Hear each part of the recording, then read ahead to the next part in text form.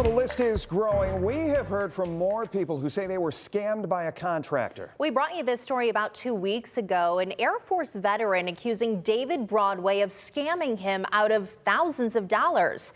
It turns out there's a history of this. Investigative reporter Kaylee Marentat, she has been on this story about David S. Broadway. And Kaylee, when did you hear about this latest situation? It was actually right after our story aired. A woman called saying her neighbor had a similar story to the rest we shared with you, charging thousands of dollars for a job nowhere near what it should have cost. We also heard from someone we weren't sure would reach out. Listen. Because I got more weeds to pull out here.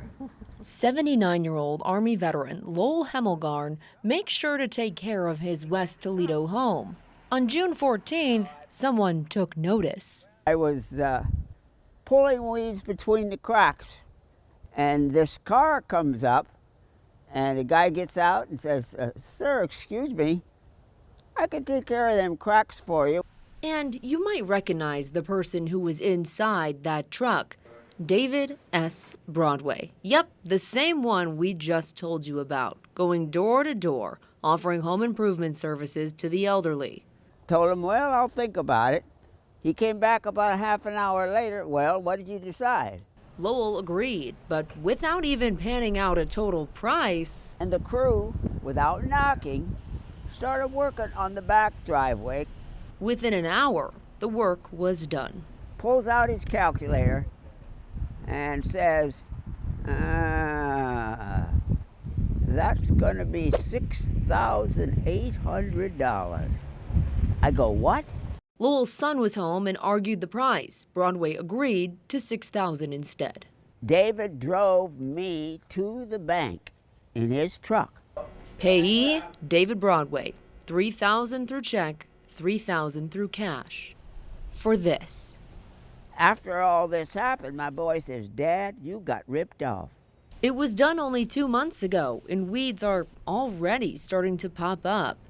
When we looked up his business, National Paving, we came across this on the Better Business Bureau, Broadway's asphalt paving, seal coating, and tree service. You guessed it. It's the same address as the David Broadway we've been talking about, this time in Greenville County, South Carolina. He was even identified in the police report by a tiger or panther tattoo on his neck, this one right here. April of 2020, a police report shows Broadway charged a 91-year-old $3,500 for tree trimming after quoting her $85 an hour.